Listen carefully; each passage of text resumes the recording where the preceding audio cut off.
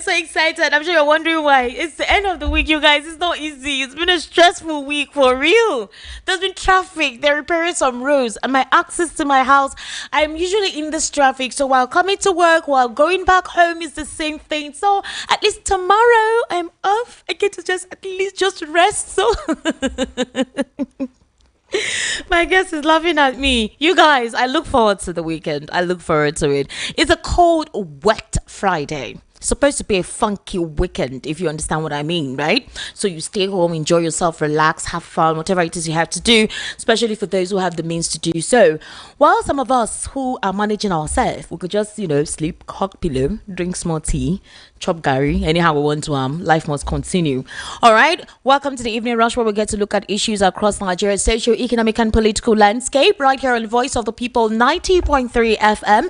We look at issues that affects every sector of the Nigerian economy, issues that affect you and I, and that's why right here in the studio we set the agenda for the conversation. We tend to look at things critically, objectively, without any form of bias or coloration, and see how we can resolve some of the quagmire that continues to bedevil Nigeria. It almost seems to be a consistent situation, not just with this administration, with every other administration to come. So when we talk about these issues, you may not believe it, but they actually listen. When we make recommendations, when we critique, they listen to your voice, they listen to your needs, and if they are sensible, they apply what you have just suggested. If they are not sensible, they may critique what you have said. But the essence of what we do right here is to hold the government of the day accountable and ensure citizenship participation.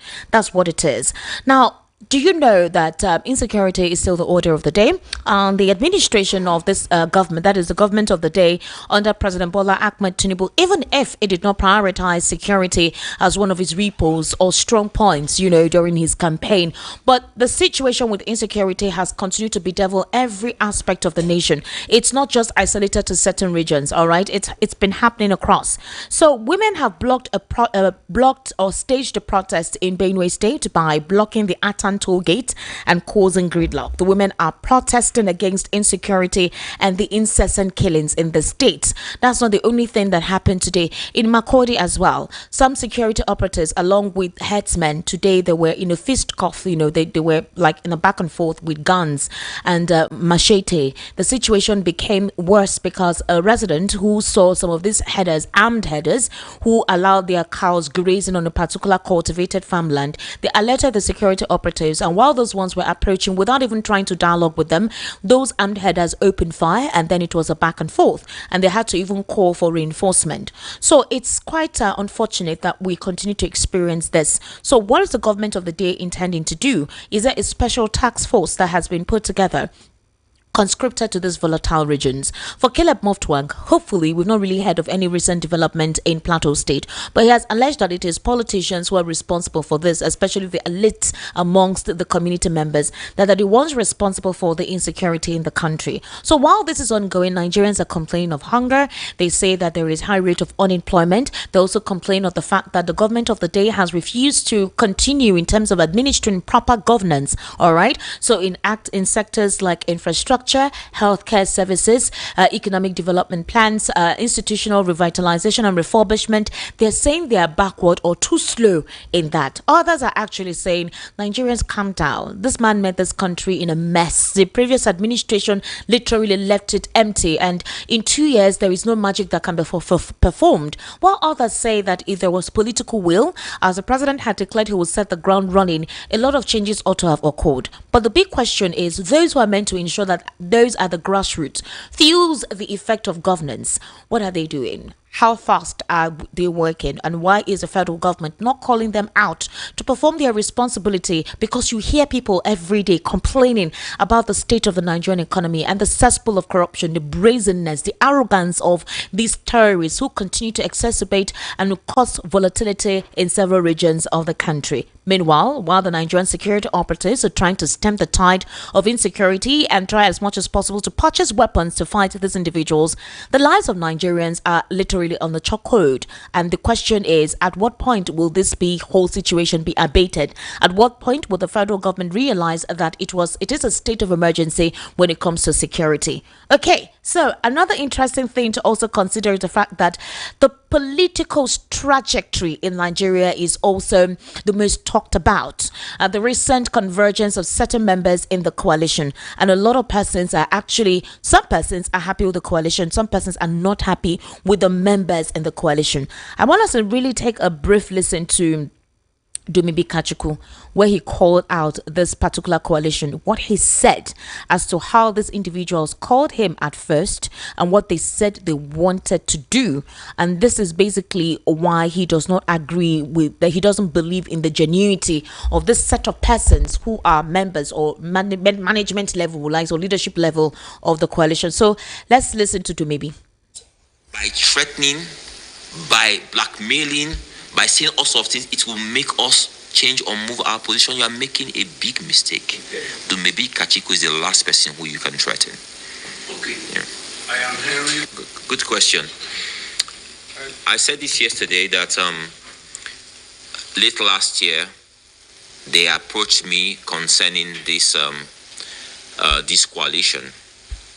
Eventually, early this year, I agreed to have a meeting with them. A close friend of mine persuaded me to go for a meeting and hear these people out. I went for this meeting that had former ministers, a former highly placed person in the last government, and they presented their case to me, the need for a coalition, and everything they said was about Bola Ahmed Tinubu and how his government has destroyed Nigeria.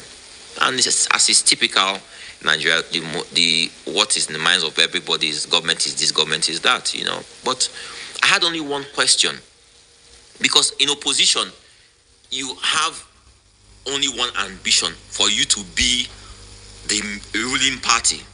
So for us as a party, our plan is how in the next election we can win the elections, or we can ensure that we have more people from the party emerge in various offices across the country. So, if somebody wants to speak about coalition and how to achieve this, we are willing to listen.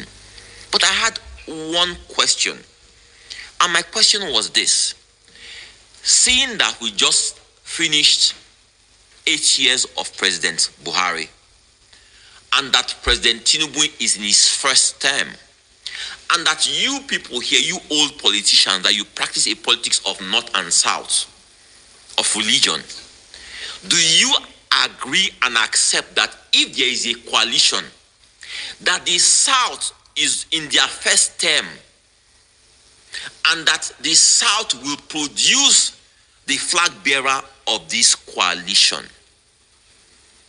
And the response, not considered, immediate response was, we are taking our power back. Now imagine my situation as someone who is or was the presidential flag bearer of a party that came fifth in the last elections. You are saying to me that I cannot aspire to office, that I should foreclose my ambition, that because I happen to be from the south of Nigeria and that there's a presumed majority from the north of Nigeria, that you will take your power back. That was an absolute no-no for me. And that ended every talk about coalition, because it was very, very clear that the coalition was engineered to produce Atiku Abubakar as his flag bearer. All right, that was Dumebi Kachuku right there, speaking that the reason why he's actually against these individuals is because he thinks that they are all here to get the ticket for Atiku Abubakar. That is just a northern agenda. So the big question is, where does this put Peter Obi? Where does this put Amaechi, Rotimi Amaechi? Also, the fact is it that Peter Obi right now is in the political limbo? What is his fate? Now, one thing I want you to remember is this fact that in this coalition, there are agreements and concessions. It means that if a primary is being run through, if a primary is conducted, if Peter Obi doesn't emerge as a presidential candidate, he has to back up along and as well as plead with his supporters to support any other person who emerges in this coalition. In other words, this coalition means you need to put your self-interest aside and hope that whatever outcome that comes up from the primaries, you would support it. In other words, Peter Obi is ready, if he is not chosen, for him to have considered being part of this coalition. Meanwhile, Charles Oputa, that is Charlie Boy, has come out to say that he doesn't trust this coalition. In fact, according to him, he rubbished the alignment of the opposition leaders forming this coalition to unseat Tinubu. For him, he believes that the political heavyweights from the People's Democratic Party, Social Democratic Party, and aggrieved members of the APC have come together for this coalition, and he doesn't trust the foundation of this coalition. For him, he believes that David Mark had adopted the ADC as an official platform to wrestle power from Tinubu in 2027. So Charlie Boy, in a post on his Facebook page, said members of this coalition are the same people that sank this country, and they are suddenly singing redemption songs. According to him, the mission is not about Nigeria, but their selfish desires for power, stressing that it's just old woes in the new Agbada. Coalitions are forming, but let's not pretend that every alliance is progress. Sometimes it's just old woes in new Agbada. Are they fighting for you or fighting to sit where their enemies used to sit? That's a big question he asked. All right, now, Vice President to Peter Obi in Labour Party, Datti Ahmed, has also disclosed that there are concerns. He feels that there are concerns over the viability of this newly announced African Democratic Congress coalition ahead of the 2027 presidential race. He cited what he described as the merciless style of primary elections associated with former Vice President Atiku Abubakar. So during a Monitor television program, he did not hold his thoughts behind. He was expressive, all right?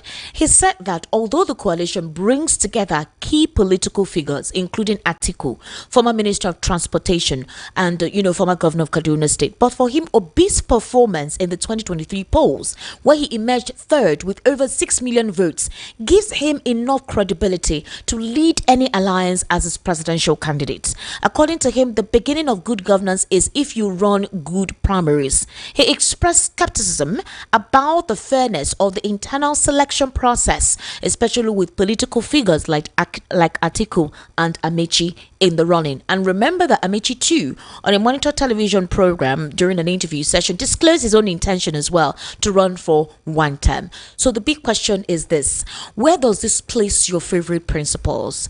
Other questions that arose was, if Peter Obi wanted to set up a new trajectory, something different from the norm, out of the whole corruption, you want a new Nigeria, a new set of persons with no terrible or previous antecedents, was it right for him to have joined this coalition?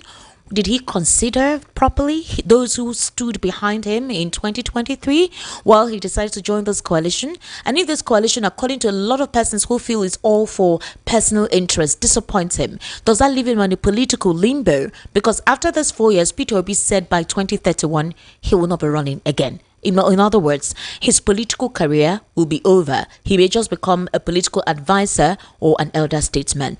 Ladies and gentlemen, let me introduce my analyst today. I'm sure you'll be very excited with the analyst I have in the studio. I actually have right here Mr. Segun Shokpitan. He's a political, national, social affairs commentator, also an economic analyst. Please, Mr. Segun Shokpitan, welcome. Good evening, listeners. Wonderful to be here. Yeah, how are you? Good to see you. Welcome. Thank you. Thank God it's Friday. You look Absolutely. dapper. Thank you. And obviously, Mr. Lawal Ekundayo, you're not ready for us, ni? Eh?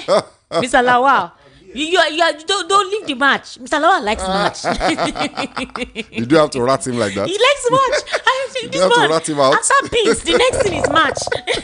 Mr. Lawal, please take the mic to yourself.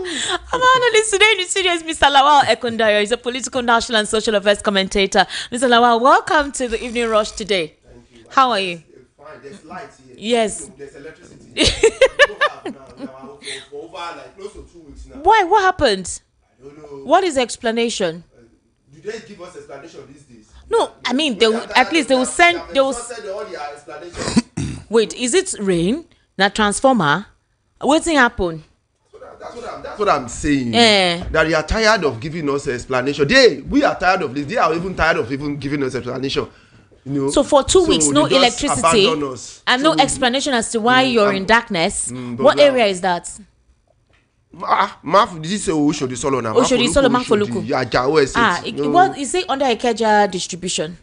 Eco distribution. Ikeja distribution. Ogene. Why What is happening? Why are you sounding surprised?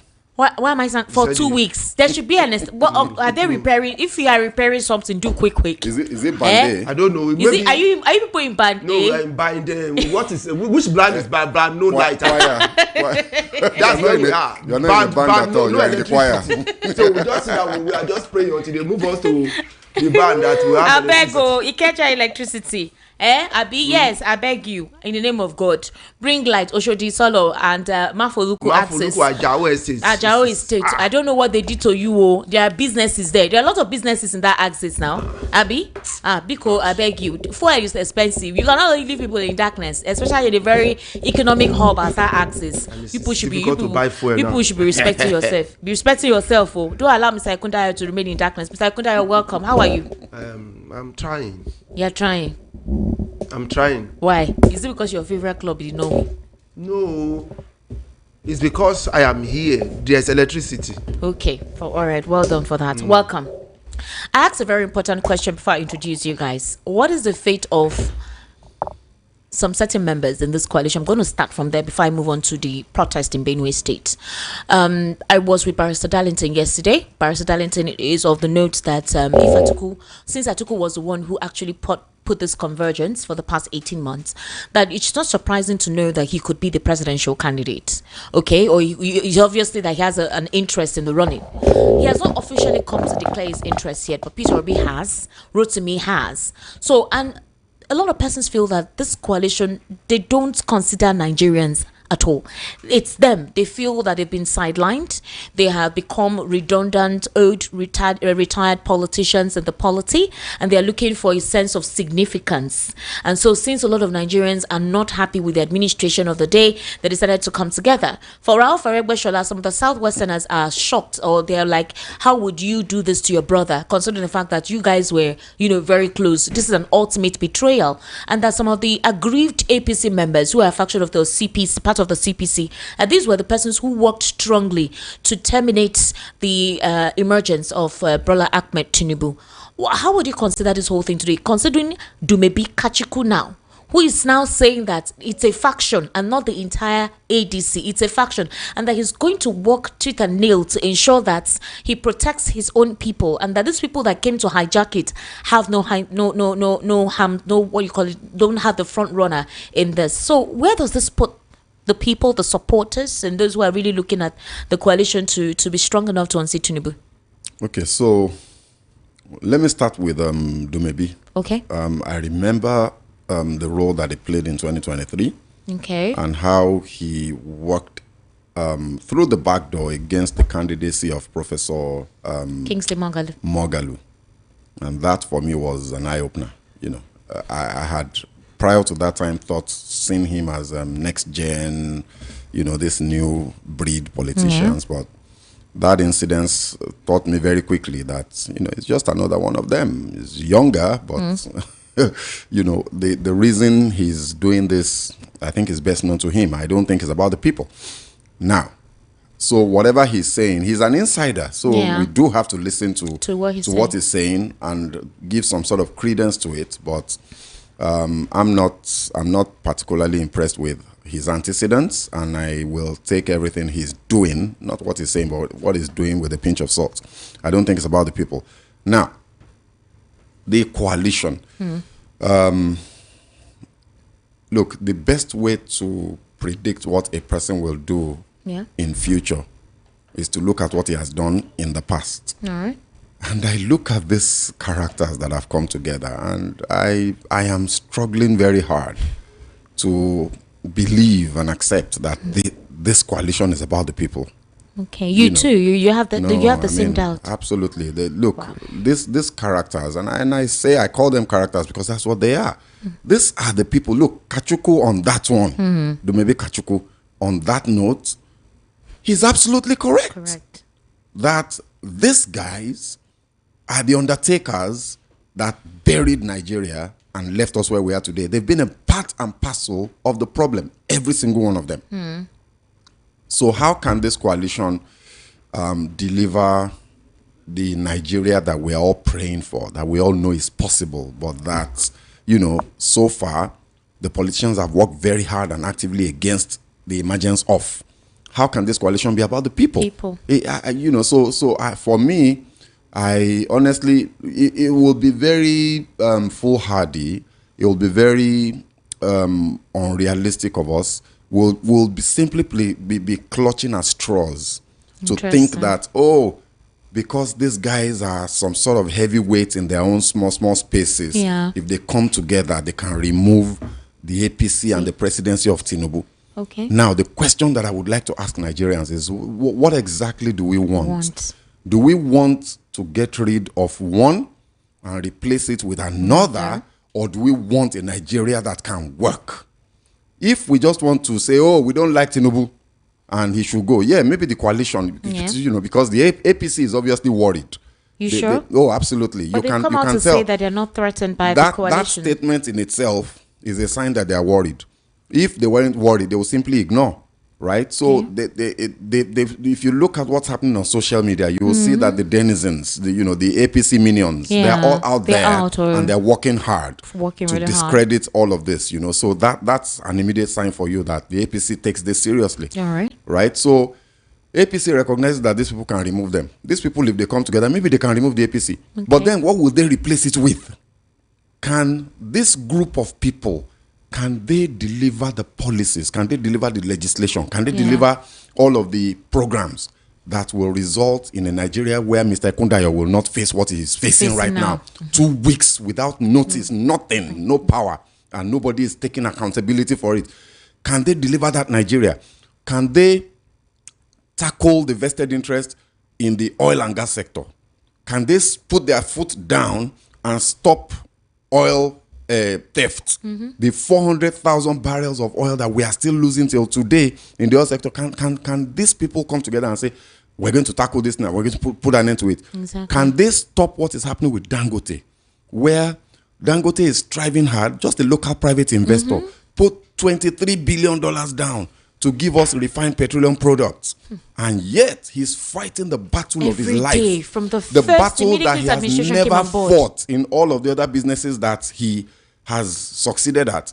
He's fighting it today. He's fighting against all sorts of interests, including importation. Why are we still importing petrol? Because if we stop importing petrol today, the value of the naira will go down to maybe 1,200 or 1,100, and yet we're still importing petrol, and the rumor is that importation is in the firm control of the man at the head of the country today. So this coalition, can they come on board and clean up the audience table?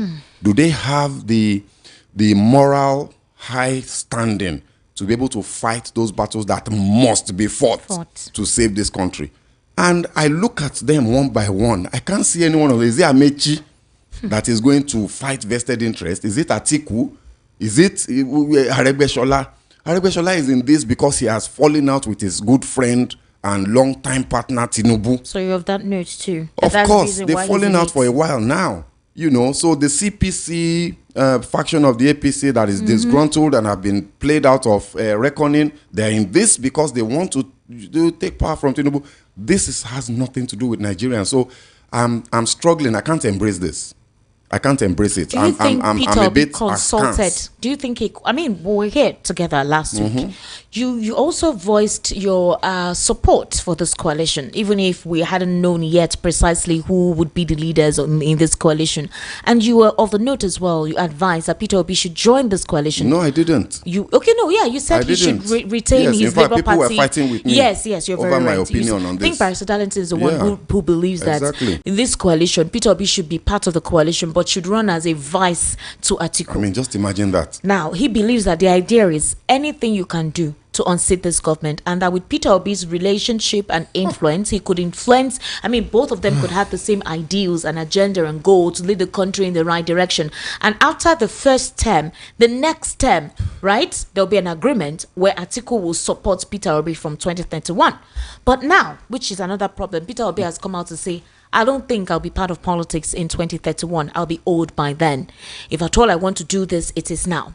A couple of persons said they were the ones that pushed Peter Obi to get into this, that is, into politics, to run, even for the second time. And if for 18 months, talks about the coalition have been ongoing, it means that he was heavily part of it. The Labour Party has said that Peter Obi tried to speak with some of their members to also join this coalition. So a lot of consultations had been ongoing. The Nanadu Usman faction of the Labour Party are supporting Peter Obi joining the coalition. It means that the key stakeholders in the obedient movement and some members who support Peter Obi in the Labour Party obviously corroborated and agreed with him to join this coalition. But now there is a major issue.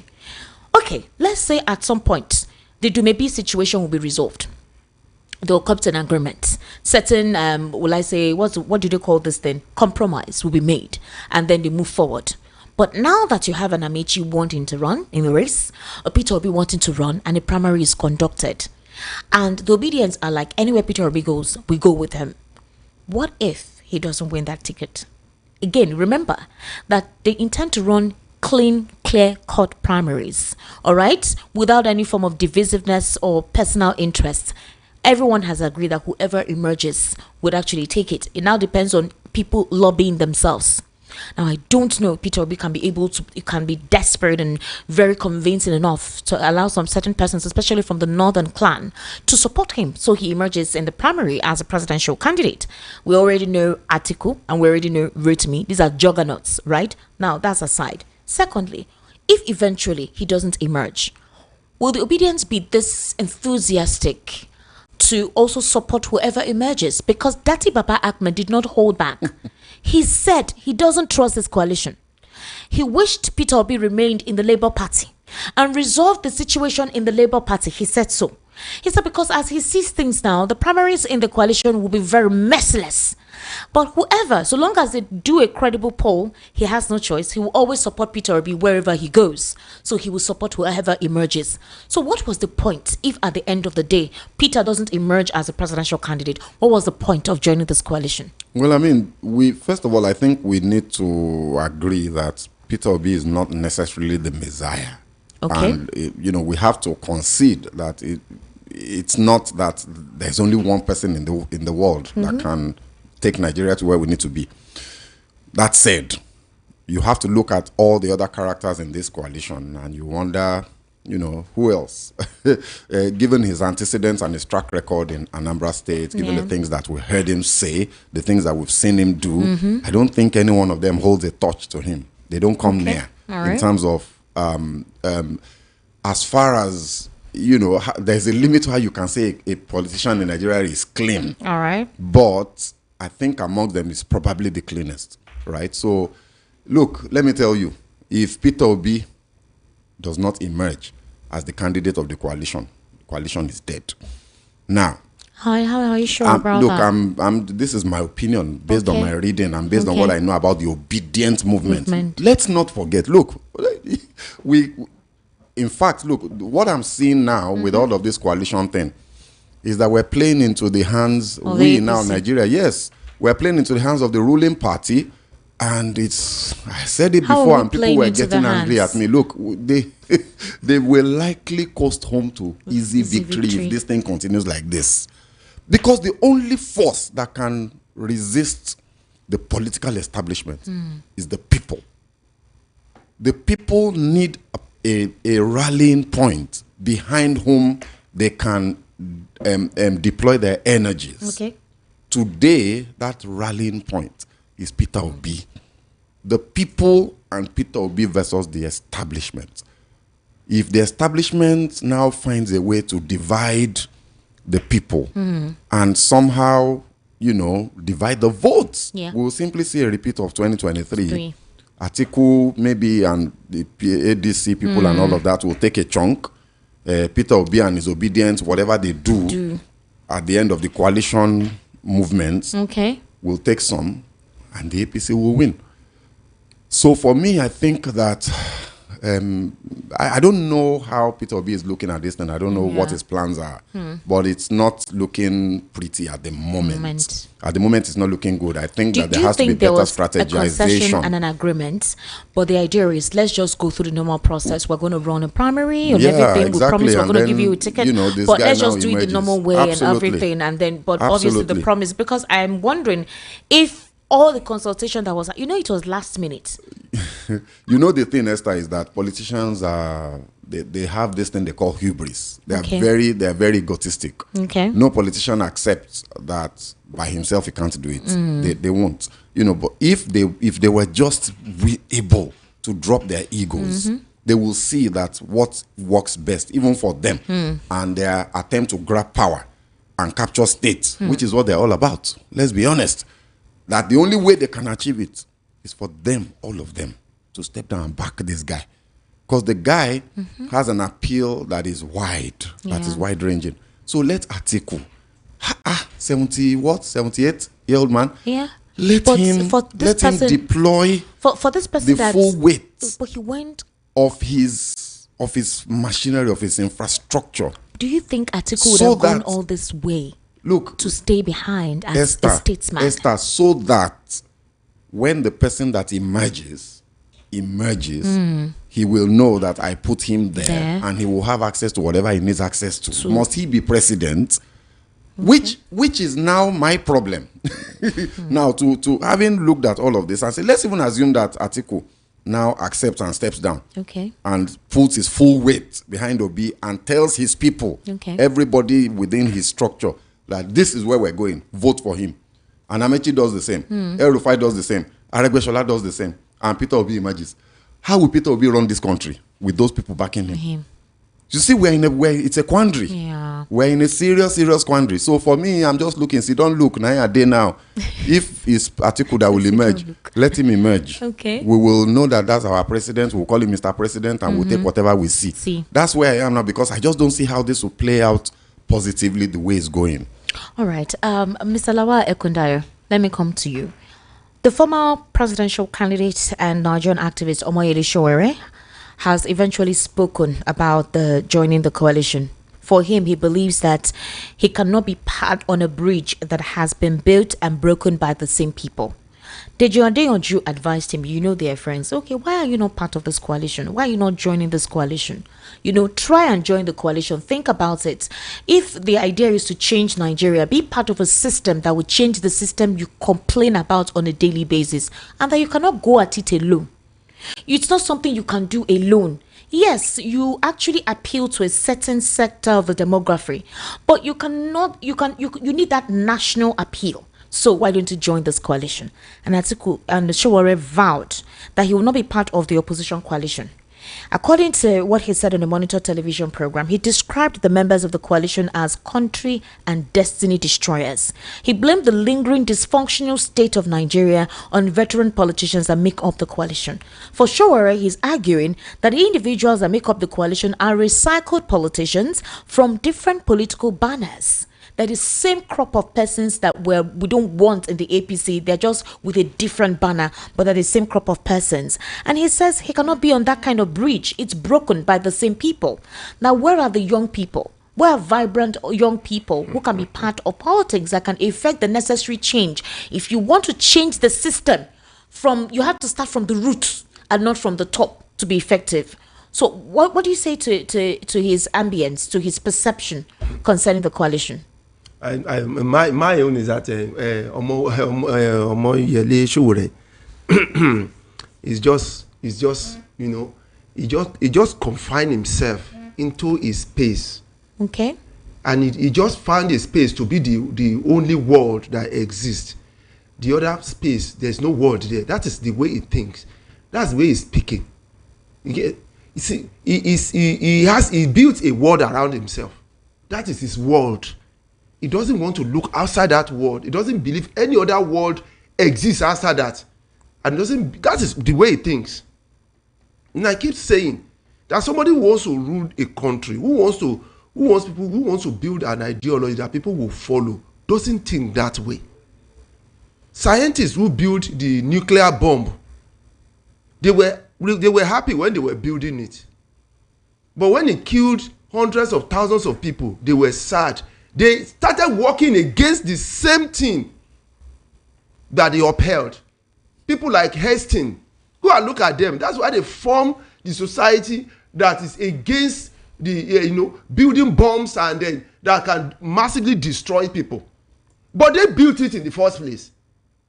They believed what they were doing was to put people, to save people. But eventually it killed thousands of people and they repented. What's the meaning of repent? Repent means you are doing something bad before, or you are doing something you want to change. You don't build a world around yourself and leave it like that. In other words, what are you saying? What I'm saying is this. People keep saying, the crop of people who destroyed this country, who did this and that, who did that. Have you forgotten about repentance? Repentance? I know what I'm saying. All these people you are saying, all these... Charlie Boy too expresses the same reservations like Segun Shokpito, as well as Omoyele Sowore. That's why I said they built a world around themselves. In politics, you don't do that. In leadership, you don't do that. If you win, you are the leader of everybody. People who hate you, people who voted against you, you are their leaders. You can't separate them if you want to be a good leader. Let me ask you something. The issue here, Mr. Lawal Ekundayo, is the fact that the reason why Peter Obi amassed that appeal, that national appeal, was he represented something that Nigerians aim for in their politics and their administration. That is, politicians, when they eventually emerge at the federal level, he represents a change in how things are done, meaning that you'll be firm on corruption, you'll be astute when it comes to federal character representation. You're appealing to the entirety of Nigerians. You're not going to be a bigot, a tribesman. Let me consider my tribesman first. You're going to carry everybody along. That nationhood of Nigeria is what he represents. So, how can you now be part of a coalition of persons with antecedents that are questionable? How do you say you want to implement change and that you're part of amongst a crop of persons that have questionable characters? So let me give you an example. When there were talks floating around that Atiku would be the presidential candidate and Peter Obi would be the vice, a lot of Obidians said, no, we don't want that. Atiku is too desperate. In fact, on social media, they really went hard against him. Now, that's not the only thing. When Rotimi Amaechi now declared and said, we need to do a coalition, blah, blah, blah, everybody supported him that, yes, it's good, But now, in this coalition that he has joined, he's also putting his heart in the race. And some people, like, the same persons who were supporting him are now saying, what's wrong with you? Why do you want to put your heart in the race? Is it thought not to set up a new agenda, create a clean slate, have a different foundation? I don't know if you get my drift. I understand you. If you want to enact change and you want to do what you call a shift from the old order, why are you collaborating with the old order? How do you think if the old order circulates you, surrounds you, how do you intend to convince and be astute and firm that you're going to reconstitute the old order? Now, let me tell you something. Old order doesn't mean it is not the right order. There are two things. You keep saying old order. There are many youths who are doing poorly in this government. There are youths who are not even doing well at all in this government. 40-something, less than 40-something, 20-something, 30. They are doing poorly. And we see old people who are doing far better than them. So stop saying this old as if the old is totally bad. It's not bad. We need the experience. So now let me clarify some things. Okay, please do. One, for you to do the right thing, you want to do the right thing. You must be given the opportunity to do it, and that is power when it comes to politics. Okay. You say you can do well, you don't have the power. So how do you do it? It's not going to work. One. Second, that's the first one. The second one is that not all these people that is having coalition with are bad. Okay. Go and look at the antecedents. We are talking about to be fine. I'm not saying Atiku is not desperate, but I'm still saying it. Come up with anything you have against him. It was part of the Obasanjo regime, and since then, did you see him become godfather in any state? He wasn't godfather anywhere. Now he doesn't control any result from any state anywhere. He's doing his normal businesses. I'm not saying that he's perfect, but I said come up with anything against him. Okay. I'm not saying it's not desperate. That is a different thing. All right. But his antecedent is not bad. Rotimi Amaechi, I don't support Rotimi Amaechi. because I've always been part of Buhari. I don't have any support for him. I'm not saying he cannot join the coalition, but I'm not saying I don't have any support for him. El-Rufai told you, he said, I'm not going for any post. My own is separate. Just let me be part of you to unseat the. So everybody want now for you not to form a coalition. You have to see the people you want to work with. Okay. You don't work with everybody. You have to sit down and see the people you want to work with. Anybody cannot just come to you and say, I want to form coalition, and they say, okay, come, because you hate the government or because you are going to cause problem for yourself. You have to decide who you want to work with. Okay. And that is what I think he needs to go and look at very well. You don't bring everybody in. Coalition doesn't mean how do they say it in English? Sorry, I'm a science teacher. Nooks and crona, whatever. Just bring, yes, everybody just bring them in. No, you have to be selective. You have to see people who have ideology with you. That is the people you form coalition with. You don't form coalition with just anybody. So, but what I'm saying that not everybody in this coalition are bad. Second, for you to do the right thing, okay, you want to rule, you want to change this. If you don't have the power, how do you do it? You can't do it. You can't do anything without power. So you must get the power to be able to emancipate your people. Look at Mandela in South Africa. Before he was able to set the board, he had to get power. They made him the president. He said, okay, 4 years, I'm okay with it. But let me set something. And he set something. He set it for them. So for your own point of view, you don't mind that he's being surrounded by persons like this. To get power, you must concede, isn't it? That's your own point. I am not saying everybody. I am saying you must form coalition. All right. When it comes to politics, you must form coalition. Okay. It's normal. Even look at APC. People defecting into APC. Is it not an indirect coalition? Because they are coming from somewhere and they are joining. So that is an indirect coalition. It's combining with some people to get more power, to be able to stay in power. So that is that. But what I'm saying is that you have to be cautious of people you are forming coalition with. It's not just anybody. You have to look at the antecedent. People that will not tarnish your image. Okay, Mr. Segun Sokwito, a civic group, the Grassroots Mobilization Initiative, they have condemned the recent comments by Rotimi Amaechi, former minister, describing them as reckless, inflammatory, and a veiled call to violence. Amaechi had reportedly claimed that Nigerians must take their fate in their own hands to prevent President Bola Tinubu's re-election in 2027, while also alleging that fewer than 100,000 elites are controlling the nation's resources at the expense of over 200 million citizens.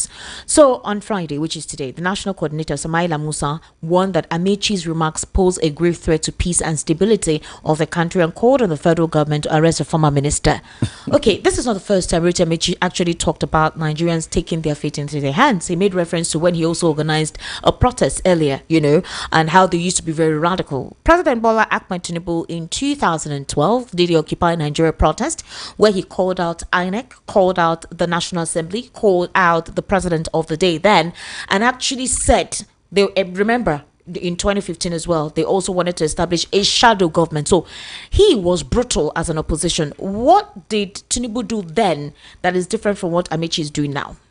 I mean, I don't even know why would that gentleman that made that statement, why would they say he's calling? Yes. Why would they say it's a call to disorder? That he wants to cause disability, that he's calling the youth to transgress against the government of the day. He said they must fight for their country. Fight for their fate. That's exactly what they we must need not to do. re-elect Tinubu in 2027. I don't know about that. That's for everybody to decide. Okay. I won't take sides politically now, right? That's if it's Tinubu they want. Good luck to them. If it's Peter Obi they want, good luck. If it's Atiku, good luck.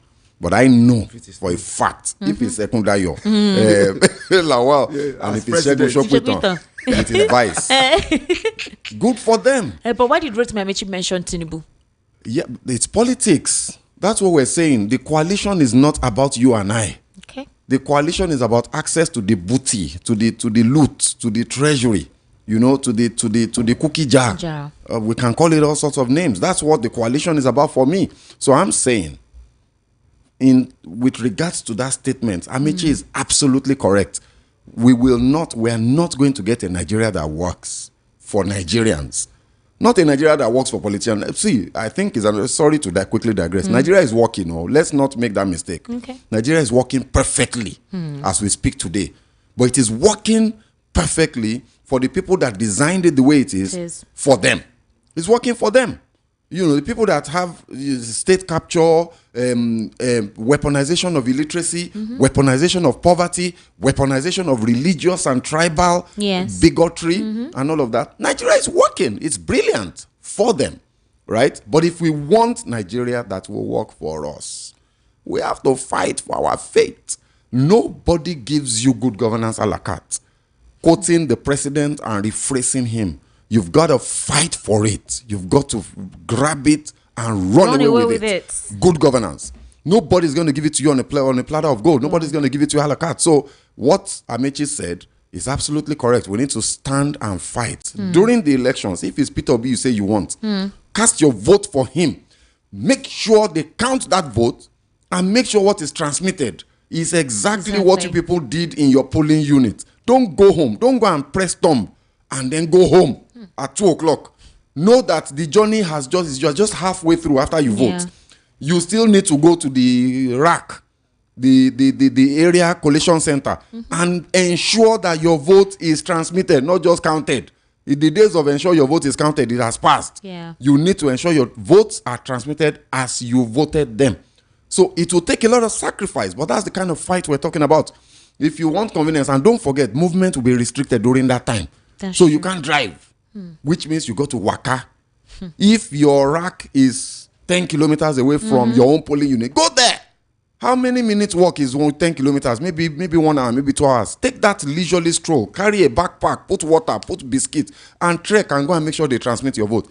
That's the kind of fight that I'm talking about. If we don't do that, then, you know, the political class will do what they keep doing. Whether somebody win, whether they don't win, we will never know. The person that they want to emerge will emerge. And we continue with our broken, limping journey as a country. Broken, limping journey. Yes, we just the waka anyhow. Mr. Lawal Akundayo, let's take a look at what the functions and responsibility of a government is. The core functions of a federal government or a government of the day is to maintain law and order, provide security, provide public services, manage the economy to the betterment of its people, also establish the value of whatever amenities they can provide for their youthful population, because when you have a youthful population, you have a vital economy, and also playing a role in establishing justice, redistributing resources, promoting social welfare.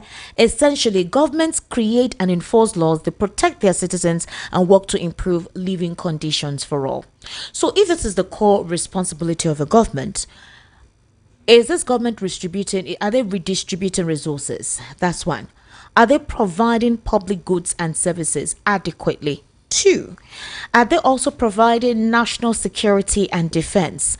If anybody is saying, oh, you guys are just exaggerating, you just like to say anything about President Bola Ahmed Tinubu, we're now trying to look at things from a different prism of you taking the role as the President of the Federal Republic of Nigeria. You understand what the core function of the federal government the role it intends to play. So if these are the core functions and responsibilities of the government of the day, and you are not living at par with it or living up to par with it, is it wrong if the people question you why you're not doing that? For you to have campaigned, these were the promises you gave them. You promised them that you establish and protect their rights. You promised you promote general welfare, social welfare. You also promised national security and defense. You promised economic management, prosperous economic management, redistribution of resources. If you're falling short of these responsibilities, why do you think that the people against you are just those who are not part of your tribe, or those who just have a personal agenda against you? Now, it is the person, a leader, who doesn't want to perform, who has an agenda that is not people agenda or policies, and is aware of that, because that is what he wants, is a leader that will say exactly what you are saying. Is a leader that will complain anytime you say, the way you put the leg, don't you think you should put? It's already angry. It's already turning to somewhere. It's already turning some people's mind against you. It's already that is somebody who doesn't want to progress, who doesn't want the organization is controlling to progress. We always see anybody who say, look at it from the other perspective. We always see some people as enemy, and such leaders in a working organization don't last. They remove that leader within a short time. Okay. I told you, I've met leaders in which the only thing they are after is people who will tell them alternative to what they are doing. They will tell you, tell me why do you think this thing will not work. Don't tell me it's a good idea. Tell me why it is not a good idea, because it is when I am able to convince you, or you are not able to convince me with all the others with your idea, that my idea is better. But people who are telling me that my idea is good are people who wants me to fail. So you think that he surrounds himself with psychopaths? Yes. Who are not giving him the exact detail of what's going on in the country? Anybody who say this, you see that. But the president listens. The spoke people were already attacking the person. He said he listens to the news. I remember when the president recently traveled to St. Lucia, Bayo Onanuga was all out. If you go to his Twitter account or X account, in 3 different posts addressing Peter Obi, just because Peter Obi questioned why the president traveled to St. Lucia. It's funny because it is St. Lucia that's supposed to be looking for us. Because I'm serious. 3 different posts targeted at him. What do we want to gain from them, for God's sake? Mr. Segun Shekwiton, do you think the government of the day are the ones even giving credence to certain persons that they consider not to be politically relevant in the grand scheme of things, with how they always come out to talk against these persons? It's a daily agenda. It's like there's a WhatsApp family somewhere. The admin of the WhatsApp family tells them, make we share work. Your job, make sure say you mod Peter Obi. You go and meet Reno Mokri, tell him to do something, bring up something. You go and start attacking the Igbos. That's the agenda. You try and see how you can sideline or do anything against Atiku. It's like that is their daily work. When you go on social media, that's the stream of conversation you see every day, distracting the polity, and no enhancing or sustainable logical conversation can be held.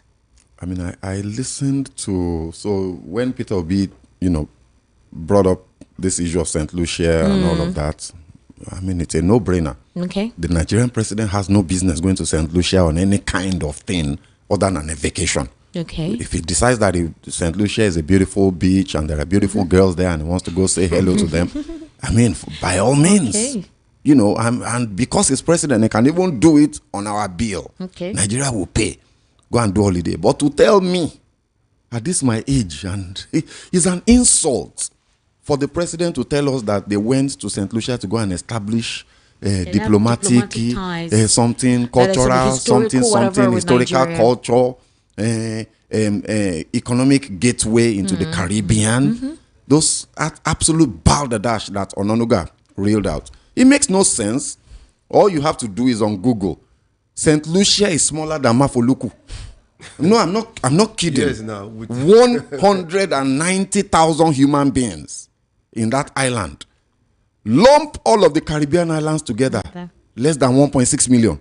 Are we joking? Then our president, the president of Nigeria, the biggest black nation in the world, the biggest economy in Africa, we are supposed to be a top 10 country in terms of power and might. Our president, just anywhere that anyhow you want to measure, our president now stand up and say he's going to St. Lucia for economic ties and cultural. It's absolute nonsense.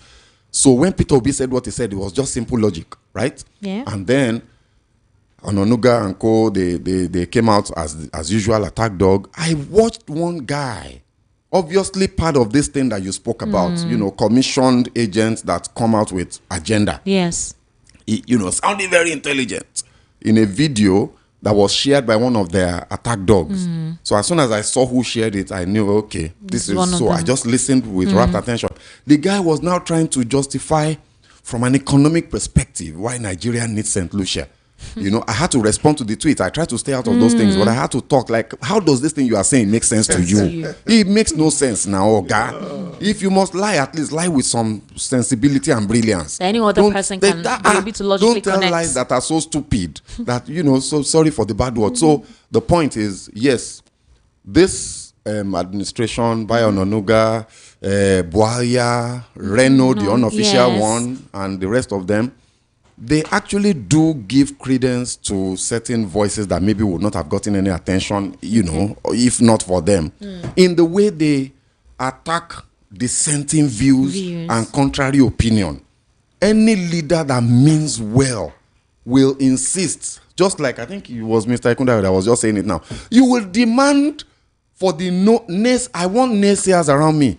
I don't want yes men, because yes men will push me. I will be doing the wrong thing. They will be saying, well done, sir, rank dede until I enter the ditch. It is the person that is interrogating everything I am doing that will be able to tell me, okay, why don't you look at it this way? Right? So for me, this is their way. This is their nature. They don't like opposition. Tinubu, I keep saying it. The president, the honorable president, God bless his soul, is not a Democrat. He's not a Democrat. He doesn't like opposition, and we know that from Lagos.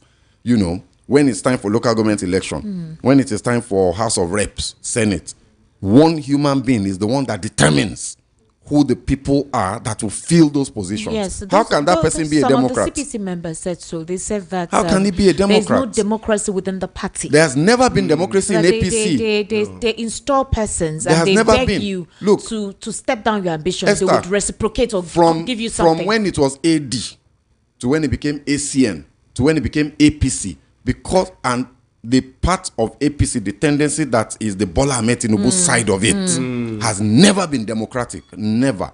You will always hear the word consensus amongst them. Consensus. That consensus is the consensus of the owner of the thing.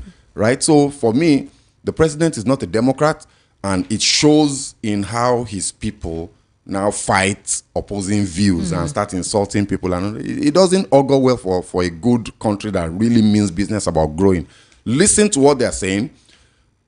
Counter it. If you have a counter opinion, that's perfectly okay. But don't make them sound stupid and don't start insulting people. What's the president's tiff with Ralph Aregbesola? Because I saw that because Aregbesola is part of this leadership of the ADC, a couple of persons said he's a betrayer. He's part of those in the Southwest who don't want the collective growth of the Southwest. The North has done theirs. Why don't you, whatever it is, sheath your swords, negotiate, behind the scenes, collaborate, work with him. It's the turn of the Yorubas and all of that. He betrayed. What is the tiff? I think it had something to do with Osun State and the gubernatorial thing. Aregbesola is Osun State. Yes. So during, what's the name of the guy before Adeleke? I think there was some sort of, I've forgotten, Adeboyega, sorry. I can't remember his name. No. I can't remember his name, I'm sorry. But listeners will know the person I'm talking about. The guy that was governor before Adeleke. There was a bit of some sort of falling out, yes, between them over control of the party structure in that place. And Aregbesola this was the guy that Baba Sokwe, exactly what we're talking about now, had determined was going to be governor, and Aregbesola was not going to have any of it. And Aregbesola at some point had to start reminding, in quotes, this is what I've heard, that, he contributed significantly to Tinubu's success in Lagos because of the control he has over the Alimosho axis, which is the biggest local government block votes in Lagos. So I think something along those lines happened and they kind of fell out. And since then, there's never really been. Remember that also, Aregbesola was a minister under Buhari. Yes, Minister of Interior. So during that period, all of that, I think there was some underground things that happened. And so fine. How is it a betrayal against the Southwest because he joined the coalition? That's silly. What if Aregbesola is somebody working for the APC in that particular coalition? Might very well if he actually has Tinubu's Tinubu's intent in that coalition? Look, how do you know he's just against Tinubu or the APC? Whatever is going on in that coalition, only God knows. And it's only when we see the outcome that we know what's going on. All right. So there's a protest in Benue State. Let's listen. The women today went all out. They couldn't contain what is going on there. Let's listen to that.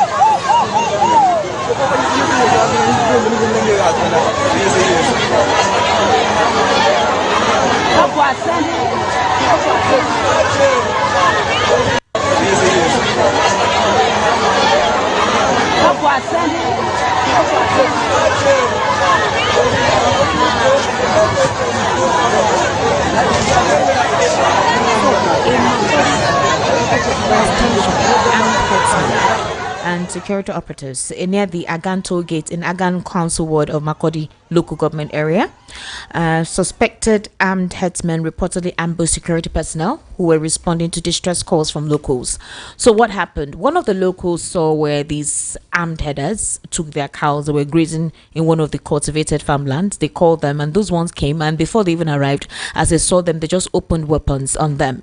And the operators came under sudden and heavy attack, gunfire from the armed herders, which sparked a fierce shootout between the armed herders and the security operatives. The situation caused panic amongst the villagers, many of whom fled into nearby villages and into the bush for safety. The same bush where these guys converge most times to cause mayhem and attack. Now, the women had to come out. They caused a blockade. They went to the toll gate. They said enough is enough. What is going on? Why are we still hearing and seeing and reading recurrence of situations like this in Benue State, despite the president's visit to the state? It's not up to 2 weeks. This is part of what we're talking about, right? If you want to change Nigeria, there's some things that you have to do, and there's a disposition you must have. Okay. Right?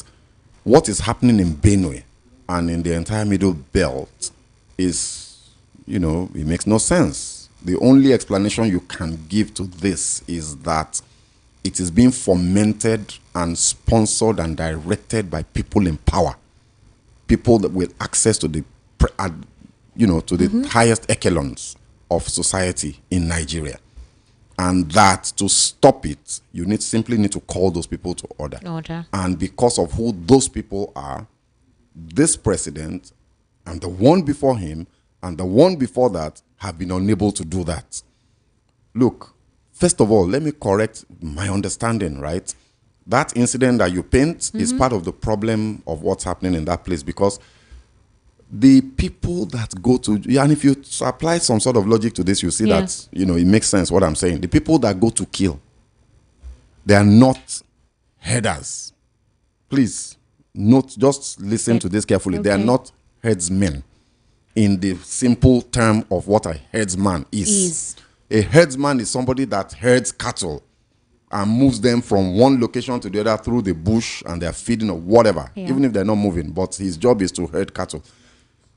I have never seen a herdsman with my eyes, and I travel a lot by road. Okay. I see them all the time. All they have, the biggest weapon you see on them is their machete and their stick to beat the cattle, the machete to cut brush. They don't have AK-47. Herdsmen. The people that are killing in the north, they're militia group. They don't come with cattle. If you have imagine, just think about it. You have 100 head of cattle. You are herding it. Then you now enter a village and kill 50 people, shoot them with machine gun. How will you disappear with your cattle? The people that are killing are Fulani militia. They are not Fulani headsmen. They are armed by powerful people in this society to go and carry out the agenda of land grabbing and extermination. It's a completely different thing from herdsmen. And I think that what tends to happen, because we have not divided this problem clearly, we have mob action targeting innocent herders. Those, if you see those they're small children in most cases. Yes, they're usually 18, 20, 24, 23-year-old young Fulani boys. Those boys are innocent tools in the hands of powerful people to move their cattle. So what happens is that after the militia has gone to clear a place, the headsmen now come with their cattle to feed without any hindrance, not knowing what the community has gone through, and then the locals will now retaliate. Exactly. So even though you can argue that they are also a part of the problem because they are the bottom of the pyramid of the issue, but they are not your problem. Your problem are the ones that come with guns and the people that sent them. Who is sending these people? Where are they getting the guns from? Machine gun that they can withstand Nigerian army, that they can kill Nigerian army. You are telling me that they're headsmen? There's more to this than meets the eye. And how are these weapons even coming into the country? Where do they come from? I don't understand. Do you understand? So for me, we need to demand that the president solves this problem. He knows who these people are. Is he afraid? Is the I don't reason know why why he's they not have not been able to affirmative? stop it. Is the reason why he's not firm on You them? go Is he politically pandering because that region has always boasted that they were the ones Yeah. who gave him majority of the support? It's not just about him, Esther. That's the point I'm making.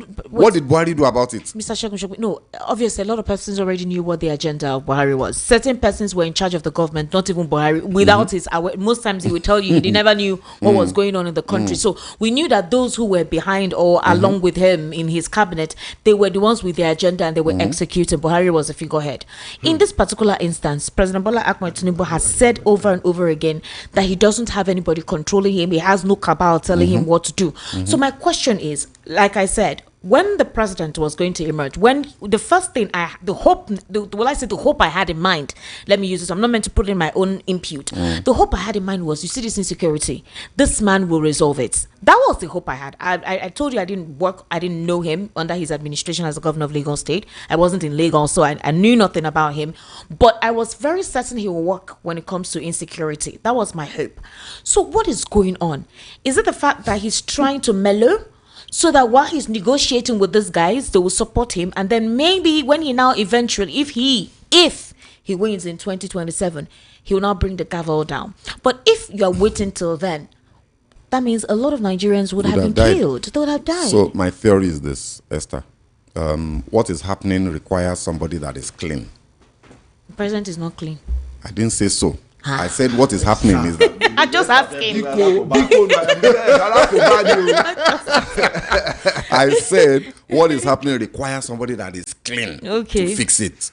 Because you have to take on powerful people. When you stand up against those powerful people, they will remind you of your own. That's what's happening. And that's part of the reason why I am absolutely convinced there is nobody can solve the problem of Nigeria unless somebody who does not have skeletons to hide. Because the moment you talk, they will remind you and they will ask you, what do you want to do? Okay, go ahead now. Don't worry, just go ahead. Go and do what you want to do. And then you will see. So he will simply backtrack. That's what's happening to this president. That's what happened to Buhari. That's what happened to Jonathan. I have a contrary opinion. Do you get? Go ahead, Mr. Lawa. I have a contrary opinion. Yes, please, go ahead. At a point. It's a theory. Thank you. See, Buhari said something when they complained to him about the herdsmen. He said, go and give them land. He didn't say I wasn't aware. He said, Tinubu has said the same. No, I'm not. I'm just starting from Buhari. Advocating for that. I'm starting from Buhari. So if somebody killed somebody else over his property, and I said the only solution is for them to give the killer the property and let him go with it. That is the way to solve the problem. And then the whole definitely you are the person who sent that criminal. That is the way. But Tinubu has said the same thing now. I'm coming to that. Now, later there was a case of Ruga. There was a case of give them land. They said no, they want something bigger like a local government. You get so you can see that it wasn't that he wasn't aware. He was aware, and he was going along with it. There are so many governors who complained that there was cases in which the police or army will say we don't give order. You call the GOO or what do they call them? OC. CO. Call CO before we can come, and then they won't come until everything is done. Look at it. President went. That's Tinubu went to Benue. A whole governor that's supposed to be mourning for his people who have died, put posters there, telling people to smile, put children for God's sake in the rain, waving flag at the president. Is he coming to commission a project? He was coming to look and solve a problem, and then you presented a wrong picture of what was happening, and then he got there, he flowed along with it. He asked a beautiful question, which I expected he could have taken action on that. He didn't. The next thing was set up a committee. I said that thing will not work. We said, why don't you? I said, because it don't work. How can you set up a committee to get a criminal?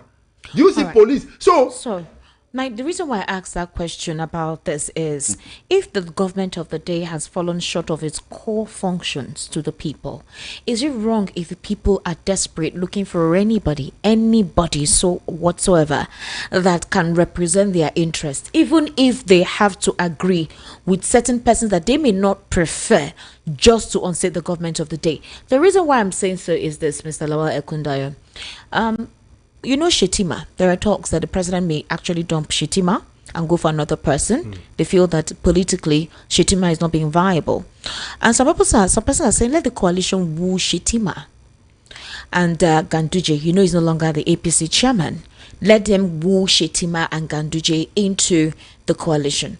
Don't you think that these elements, if at all, they are approached, because again, it's reeks of desperation to just unseat this administration, that it may actually collapse the ideal of this coalition? If you're bringing the same set of persons who mutilated the opposition parties, the same set of persons who supported and were staunch support group of the government of the day, and just because there are grievances, within the party, you're now bringing them in, how do you know they will not work against you? See, no. Jonathan, do you know one of the things that unseated Jonathan was because some people who are loyal to him left him? Do you remember? Yeah. They left him and then they work against him. That was one of the that brought him down. If you remember. So if people leave, the only thing is that you have to be careful. Yeah, right. And you don't give them sensitive posts. Okay. You don't give them sensitive task. Oh, really? Okay. That's why I said, if you are forming a coalition, you have to be careful who you form coalition with. And you have to be careful the task you give each person. Okay. So let me finally ask you, because I need to open the phone lines. Should Nigerians who supported certain persons in 2023, should they be ready on whatever comes out of this coalition, especially if their preferred candidate doesn't emerge as a flag bearer? Would they still support, because their candidate or their preference is in that party, right? But primaries were conducted and your preference was not chosen, but part of the agreement is that your support base, all of us will all work together. Do you think that, are they ready for that? Are they ready to go with whatever comes out of this coalition, even if it is not their preferred candidate? There are two things to it. Okay. For that thing you have asked. Number one, please. The first one is that, do you want the direction that this government is going? Can you manage this direction? Can you survive this direction? That is the first question you should ask yourself. Number two. Then number two is that the people, the people that you are looking at, can they move you to that point where you want to go? Can those people move you to that point where you want to go? That is the coalition. That's why I said the antecedent matters. The antecedent of what? You see, the coalition. People are saying the antecedent of what matters. The people who are the coalition. But you were saying something else earlier when I was talking about when Sowore said he was not going to join this coalition. The way you responded was like, so long as the coalition can be effective to remove the government of the Nigerians should ask themselves if they like what they are currently going through. So whether these persons have antecedents, so long as they're able to. No, I didn't say that. The only thing I said was Sowore build a wall around himself and doesn't want to go out of that wall. That's why he talks the way he talks. So where do you stand with this element of persons in the ADC? Where do you stand if you're talking about antecedents of the persons in the coalition? The coalition, the people in the coalition. That is what they call coalition, where you have different heirs together. Yes, so now that's coalition. Then for you now to see whether you support this coalition or not is the people, the antecedent of the people who form the coalition. That's the question. The issue is the antecedent of the persons who has formed this coalition. Many of them they don't have a bad antecedent. That's what I'm telling you. See, what I'm telling you is that I keep saying it. Let me open the phone line. 0803692. No, it's 824. Why are you not asking me chop me raw. Okay, fine. What do you have to say in a minute, please? I think that Nigerians should ask themselves what they want. Okay. If they want Nigeria that will work, then they should tell the person they support to go it alone. This coalition will not solve our problem. Okay. 08036929933. That's the number. 08036929933. All right, that's the number to call. Sorry that I'll rush you, but we need to take as many calls as possible. So just shorten your response. Hello, good evening. How are you? Turn down the volume of your radio. When you call, please turn down the volume of your radio. It's very, very important. 080-3692-9933. 080-3692-9933. Hello, good evening. How are you? Hello, good evening, yes, sir. Good evening. How are you? Welcome. I'm fine. This is Victor calling from Sulawesi. Victor Basi calling from Sulawesi. All right, go ahead, Victor. Yes, I really listen. These people listening to your speech. Well, what you people are talking is the truth. So if they want to give anybody a office, make them not give a Rufai. It's a wicked governor in Kano State. Yeah. Okay. Thank you. Thank you, Victor. Verify. 080-3692-9933. That's a number. Hello, good evening. How are you? Hello, good evening. Good evening, sir. What's your name, please? My name is Emeka. I'm calling from Ejigbo. All right, Emeka, please go ahead. Okay, quick one. What I think would be okay for us. I think Atiku should just step aside, maybe being the Senate president instead of going for Atiku being the Senate president, presidential candidate. Maybe being the Senate president and just support Peter Obi. That's just all. Because if they should give Peter Obi, maybe if they did not give the tickets to Peter Obi, if he doesn't emerge as the presidential candidate for the ADC, I think the obedient movement will just reduce. They will reduce the vote and there will be no coalition. It will not even make any sense. Okay. That's just all I have to say. Yeah. All right, thank you very much. 080-3692-9933. 080-3692-9933. Hello, good evening. How are you? I've told you when you call, turn off your radio. Every time I say the same thing, Nigerians. How do we move forward if we cannot listen to one simple rule and regulation? Hello, good evening. How are you? Hello. 080-3692-9933. 080-3692-9933. Hello, good evening. Good evening, ma. How are you, sir? I'm fine. What's your name, sir? I am James calling from Songwater. From Songwater. Yes. Wow, that's in fine. Ogun State. In Ogun State. Welcome, James. Please go ahead. Yes. What I want to say is that if Atiku emerge or Obi, let's vote for one of them. I don't mind about those people who about the name, either the Pedimark or Rufai or Amaechi. Our own now. Let's join hands together. Because this government now, in my life, I'll go 40 now. I never see any government that I never experienced what I experienced now. So this is the worst and terrible government so far I experienced in my life. All right.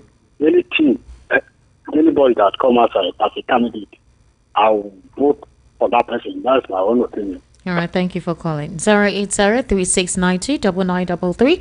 We're currently streaming live on YouTube at VOP 903 FM. Go into your YouTube application, type VOP 903 FM on the search bar, and you can virtually be part of the conversation. You will see Mr. Lawai Kundai focusing on the game while he's responding to you. Hello, good evening. I'm using my ears. Hello, good evening. How are you? Yeah, good evening. Welcome. What's your name, sir? Hello, Esther. This is Jerry calling from Pestac. Jerry from Pestac. Jerry, how is Pestac this evening? Yeah, I want to say something. I want to ask you your guest a question. The one that call is saying that Peter Obi should go alone.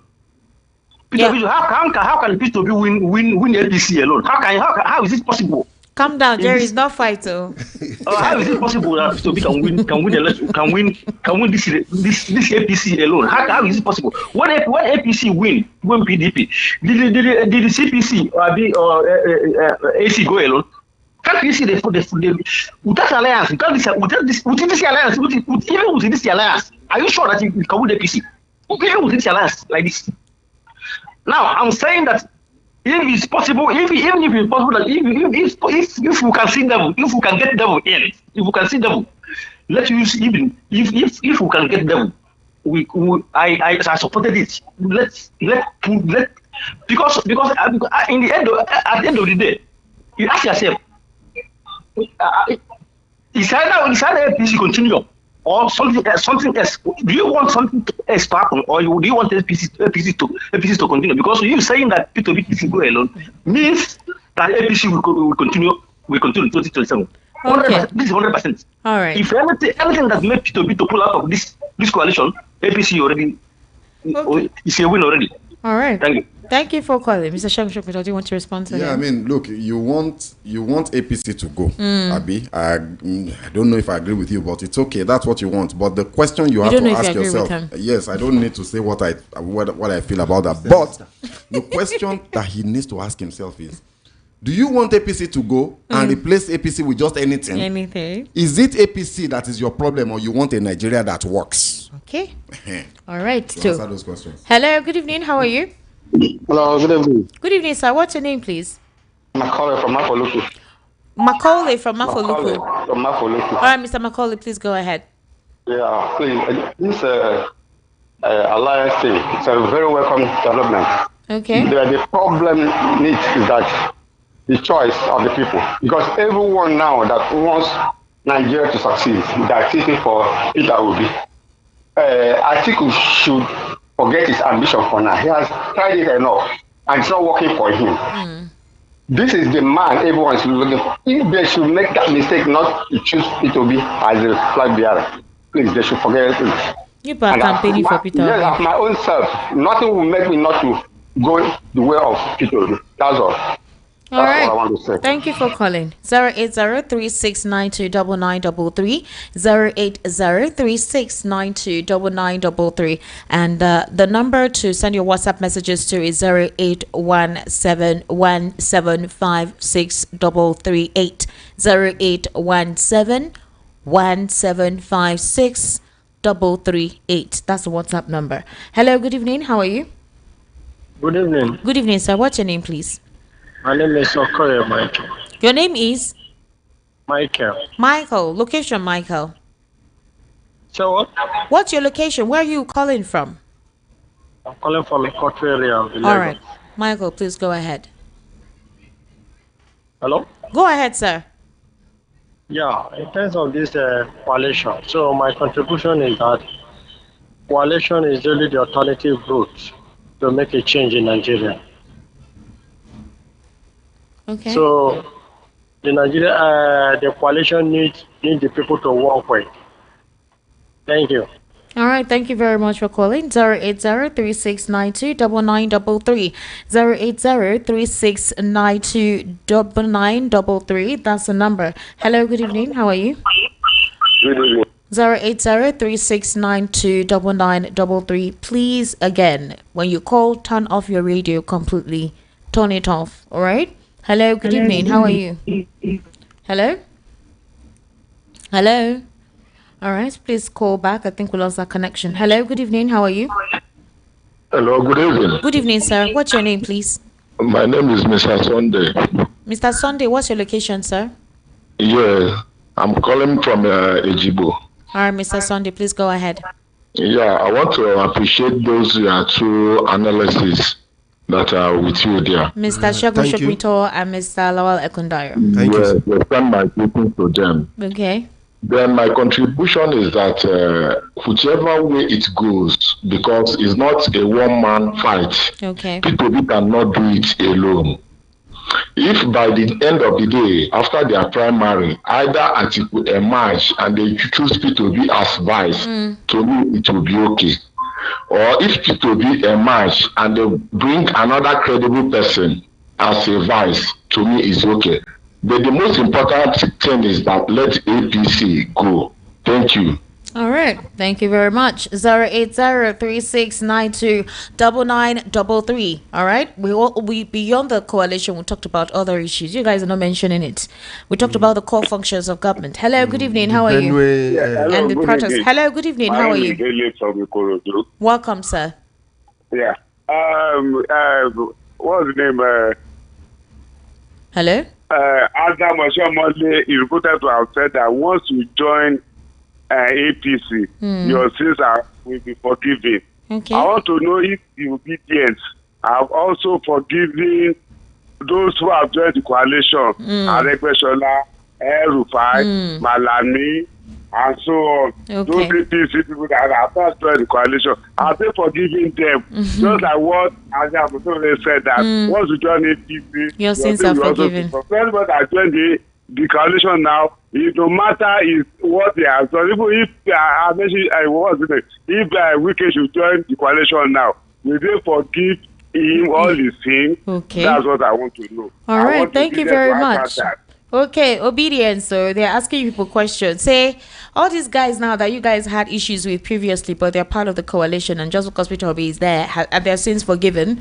And even Nyesom Wike that we all call terrible now decides to join the coalition against Tinubu. Would Nyesom Wike's sins be forgiven? Will you now start supporting him? Hello, good evening. How are you? Esther. Yes, good evening, sir.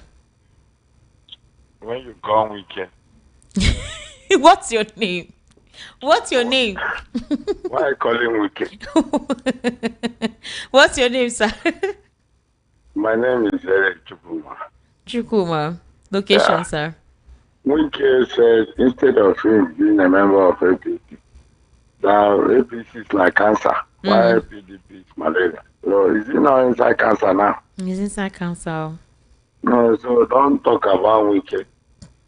About the coalition of the parties that gather together, let them do it. The suffering is too much. The suffering is too much. The man that is in power doesn't care. Oga, you're fading, no? Are you busy? No. Are you hearing me? I can hear you clearly now, yes. I said, let them, the coalition, let them work together to achieve the purpose of it. Okay. A situation by the APC government doesn't care about the people. You understand? How can a president go for a place like a local government, a labor shop, call themselves as a country? What are we going to gain from them? All right. Thank you for calling. Good night. Hello, good evening. How are you? Hello? Hello? Good evening. My name is Favor. Hello, good evening. Good evening, ma. It's How are Favor you, ma? calling from Ojo. Welcome, ma. Please go ahead. Good evening. Good I can evening. hear you, ma. I can hear you. Hello? Like somebody, you are asking, if the other people that made up part of the coalition, if they are there or as the kind, if they are telling you need somebody to climb. Somebody to climb. Whether it is good or bad, but it's when you get there, you use your brain. You use your brain. And I know the I speak in a strategic point. Okay. You understand? Can you hear me? Yeah, I can hear you. But you're fading and going out. You're fading, but I can try. We can hear you.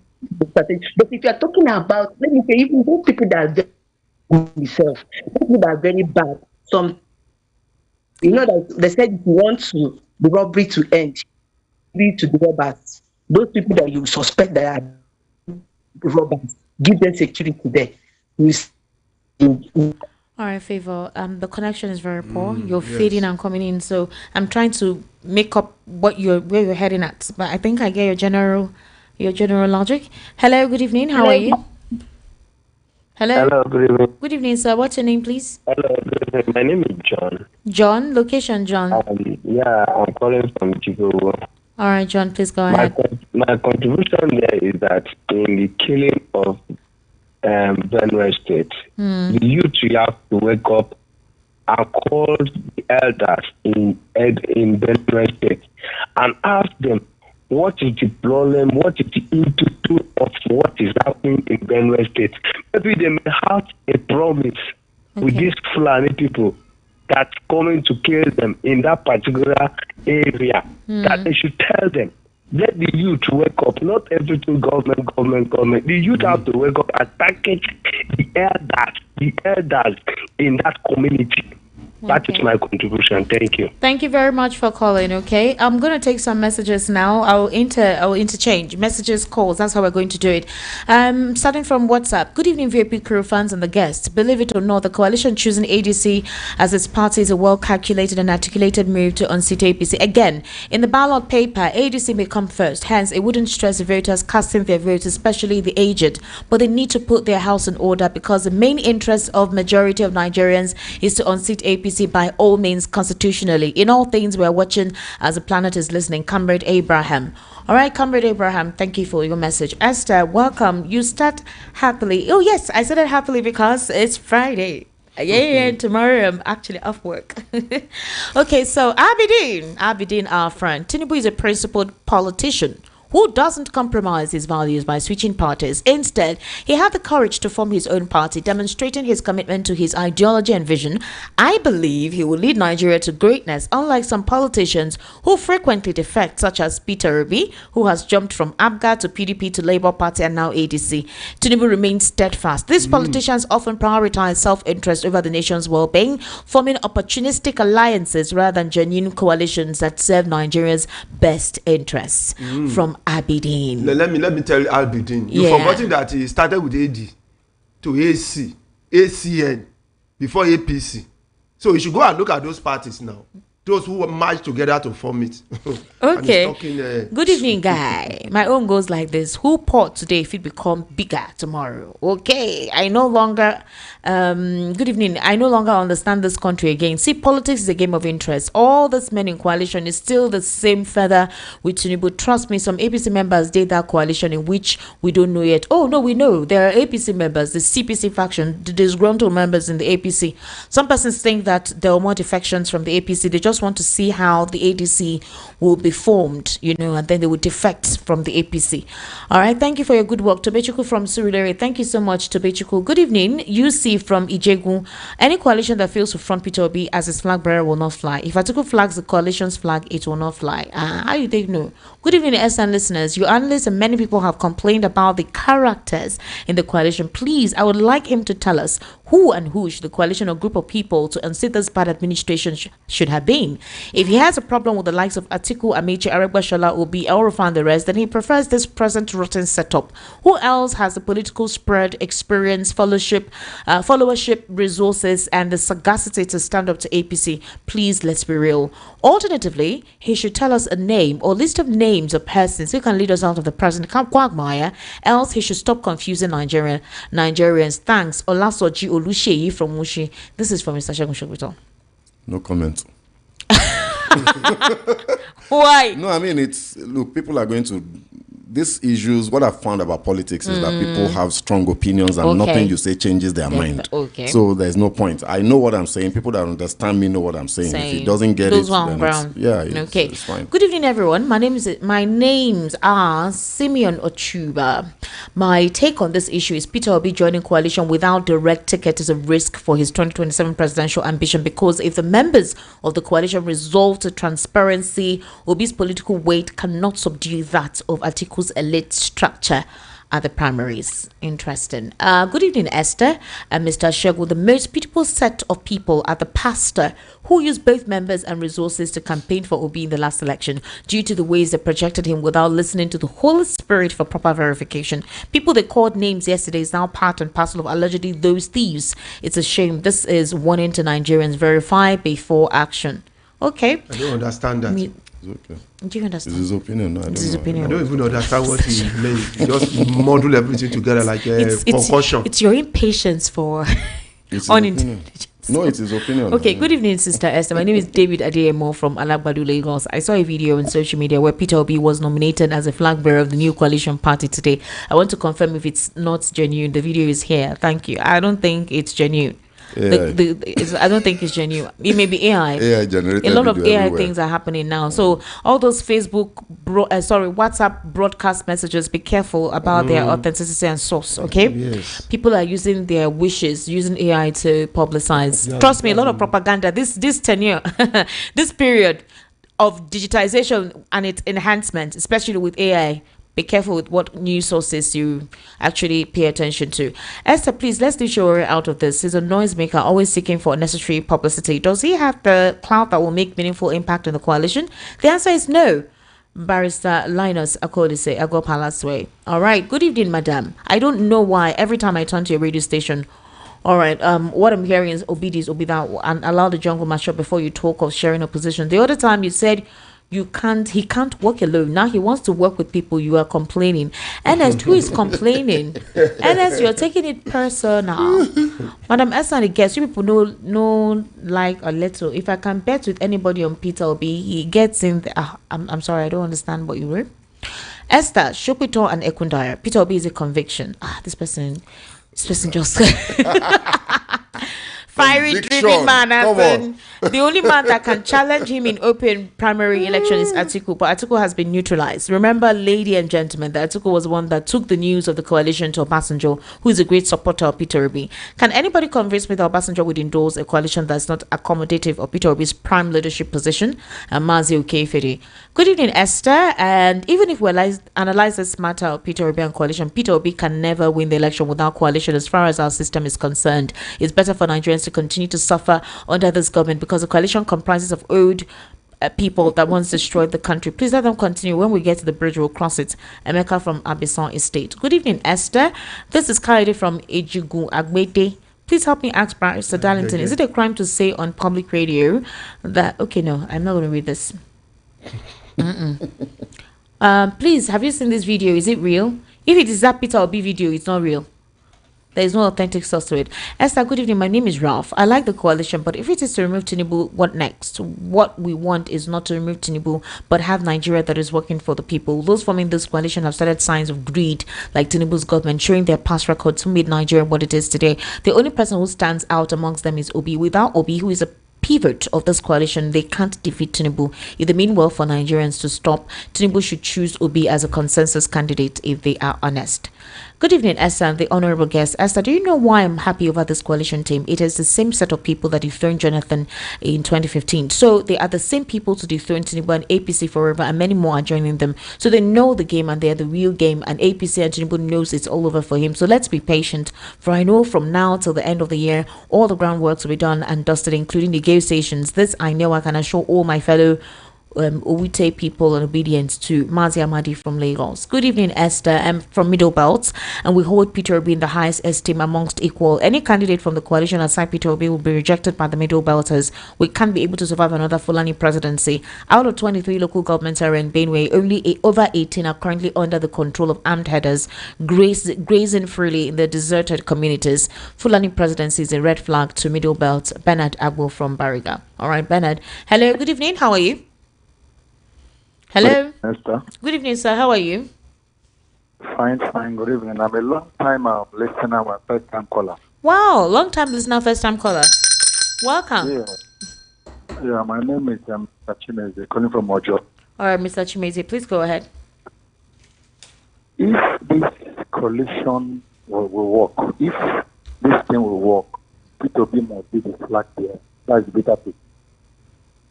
And those that are clamoring that we want to work with those with bad eggs, it's just like somebody said 2 days ago that we have to inject a virus there that will neutralize, or antivirus rather, that will neutralize those things there. So nobody should blame it to be for joining with those people. Nobody should blame them. He's on the right track, and I give him my full support. Thank you, and God bless. All right, thank you. 08036929933. That's the number. 08036929933. Hello, good evening. How are you? Good evening. Good evening, sir. Yeah, I'm Edward. Edward from Sango. Songo. All right, Edward, please go ahead. Yes, what I want to say is this pollution. The pollution is okay, but the problem is that Atiku should learn. Because he will know that what happened during the 2023 election, that to make a UK to become tiger. He knows how the thing play. And he should be very careful for such things not to play again. Because I know that the important thing is to introduce their solution, how they're not coming. Where Amaechi bringing the funny idea of this thing. So they're supposed to know that either Atiku allow Obi go. Even the Atiku will take over. There's nothing wrong there. You should apply pressure. All right. And let them be written as people that make a coalition work and Nigeria work for better. Please. All right. Thank you for calling. There is need for tribalism and nepotism dropped for competency and visionary leaders to emerge. If Nigerians keep depending on bad governance by looking at the same cartel that have made Nigeria a laughingstock amongst international communities, it's not the way to go. Nigerians, think about your future. Brother John from Isola. Esther, please answer me this question. What's the deadline given to Tinubu to kill all Nigerians with starvation? MKO delivering one from Satellite Town. Esther, the Nigerian government is the one killing Nigerians. No argument. It's obvious. Esther, 90.5 FM does not allow us to enjoy your station again. Oh, please do something. All right, engineer, management. Oh, there's another signal that is intercepting ours. Please do something about it. Good evening, VOP. The Fulani headsmen seem to be acting on orders from their backers, disregarding the directives from President Bola Ahmed Tinubu and the Chief of Army Staff to relocate to Benue State. Their defiance suggests a lack of effective leadership. On the judgment by Justice Binta Anyako in the case between Godswill and Natasha Akpute-Uduaghan that she should be reinstated to the Senate is a welcome outcome. Regarding the coalition party in its early stages and faces numerous challenges which may hinder its success, but if primary elections were held, Atiku might likely emerge as the ADC candidate. So Peter Obi would need to consider whether he's willing to support Atiku or explore other options given the party's current fragile state. On a separate note, this week alone, Esther, you have refused to read my messages Monday, Tuesday, and Thursday. Oh, Mr. Ogumbi from Idimu. Oh, sorry. You're not the only person. Loads of messages are here, so I pick messages at random and read. So please don't take it personal. Is that the VOP can do something about the voice mix-up on your station? We're sorry, I don't know what's going on. Hi Esther, greetings to you all. Coalition of non-vision moves other than just to unseat Tinubu or grab power from APC. Was this not what APC used against President Jonathan? Peter Obi may now form coalition with new PD people should stay off VP Atiku. What did Atiku get in AC at 2007 elections? Also, we still operate this current fraudulent constitution, any electoral reform will still yield to the interest of the incumbent government. We need decentralized government in Nigeria of multi-ethnicities. Note, the Judiciary National Assembly not independent on paper, yet they are being manipulated by the president. This is from Wenga Ola from Fadi. Well done, Mr. Bwingaola. Good evening, Esther. You guys are doing well out there, at least exposing the ills of our society. Is there any way this program can be extended beyond the present time, given the fact that you don't stand, but it will be okay if it can be extended by another 30 minutes? Larry, you come and take me home. You come and protect me and take me home. Good evening, S and all the guests. I came from Ikoton. We are over speculating on this coalition. 1. Obi is favored by age. 2. Favored by South's turn to compete its 8 years. 3. Favored by Southeast, Southwest, and South have taken a turn. Favored by highest appeal to Nigerian people. What's your name? No name. Good evening, Esther and honorable guest. Babeji from Ushudi is here again. Esther, please, is it true that the coalition group ADC has officially chosen or endorsed Peter Obi to be her presidential candidate flag bearer come 2027 elections? Is sure anyone says that she or he is not joining the coalition group to liberate, emancipate Nigerians from the bad governance of Tinubu or APC government, then he or she is equally our enemy. As attacks on Peter Obi, the present presidential dogs are altogether attacking him for nothing. Hello, good evening. How are you? 08036929933 08036929933. That is a number to call. Okay, I'll take one more call. Hello, good evening. How are you? Turn down the volume of your radio. Turn it off completely. 08036929933. That is a number. What is your name? 08036929933. Hello, good evening. How are you? Hello? Good evening. Can you hear me? Yes, I can hear you, sir. Good evening. Welcome. Go ahead. What's your name? Can you hear me? Yes, sir. Yes, I can hear you. What's your name, sir? Hello? My name is Bernard. Bernard. What's your location, Bernard? I'm calling from Oyibo right now. All right, Bernard, please go ahead. Hello? It's a pity, all this talk, coalition, all this is to me in garbage. People are not enjoying the country. The main citizens who are supposed to demonstrate. All we do is just talk and things keep getting worse. Some people are just castigating St. Lucia, saying they are too small. It's not a matter of size, though. I have friends from the Caribbean, you know. This is they live almost like US people, all kind of people. So it's not a matter of how big people are. People are suffering in the country. Some can't even meet up their rent. Some can't even feed. It is supposed to be like this for a big country. You understand? And are you hearing me? Go ahead, sir. So to start with, please let's do our findings well before we talk. About what? That, I think one of the analysts said the whole of the Caribbean are not up to 1.5 million. How about only Jamaica alone is close to 3 million people. 3 million. You know, because of others. Did I say 1.5? Trinidad, Bahamas, all these kind of places. There are many of them. So let people do their findings before they talk. All right, thank you very much. On YouTube, Tinubu's leadership style inspires confidence in his ability to lead Nigeria forward. Abidin Adeyemo, in recent video, the lack of camaraderie amongst this self-serving politician was starkly evident. Al-Rufai led a prayer in Arabic, but Amaechi seated beside him refused to say amen. Okay.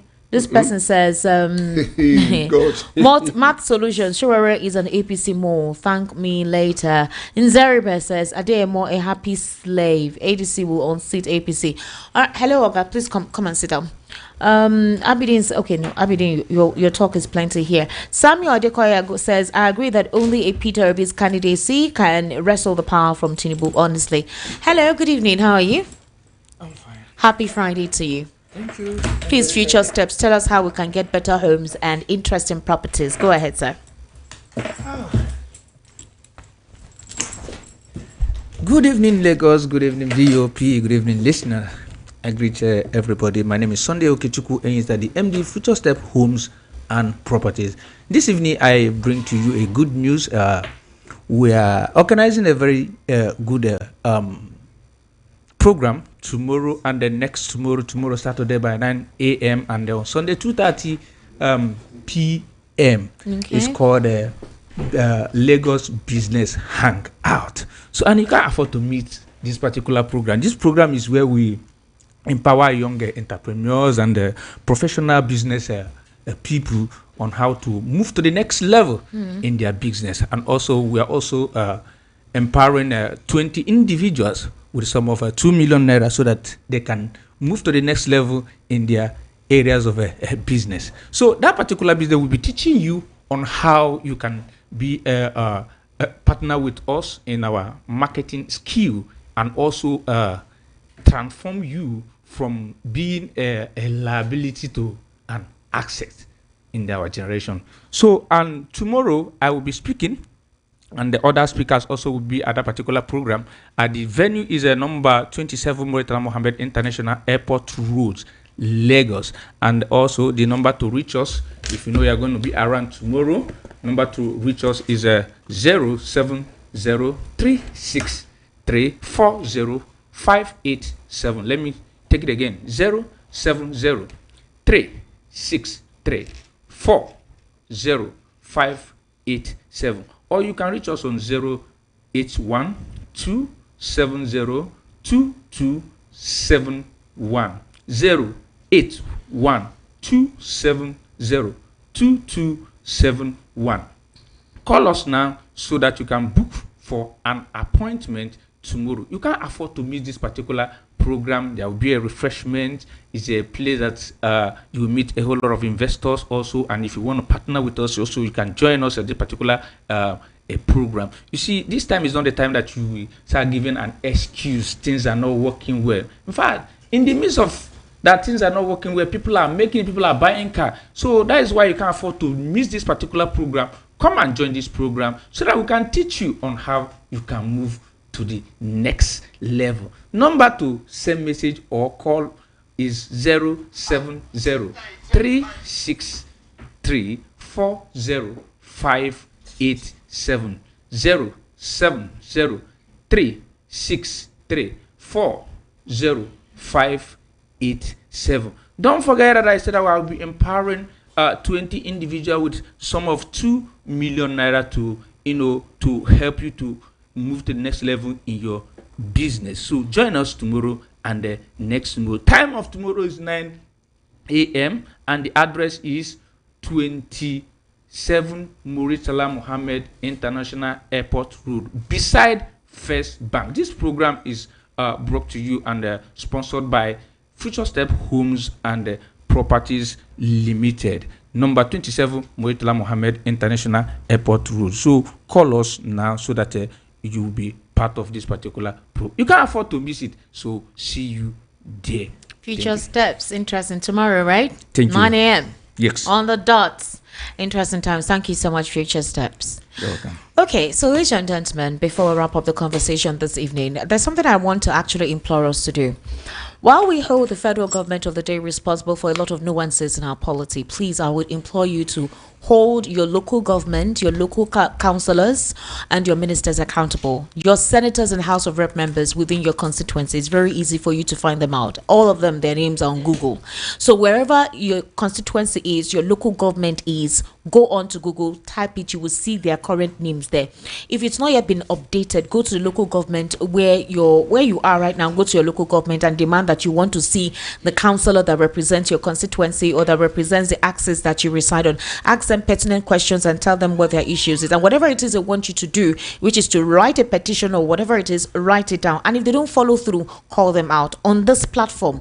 Call in, call them out. We will call them out that they're not performing optimally to their responsibilities. Again, I hope the government of the days will be to call out those who are not performing optimally. Mr. Segun Sopiton, what's your final take? Nigerians should decide what they want. It looks as if we're still a bit confused. You know, it looks as if we educate them here. Let's educate. So for me, this is about governance, and not just governance, but good governance. And the objective of good governance is an environment where Nigerians, ordinary Nigerians on the street, can be what God has destined them to be, to fulfill their potential.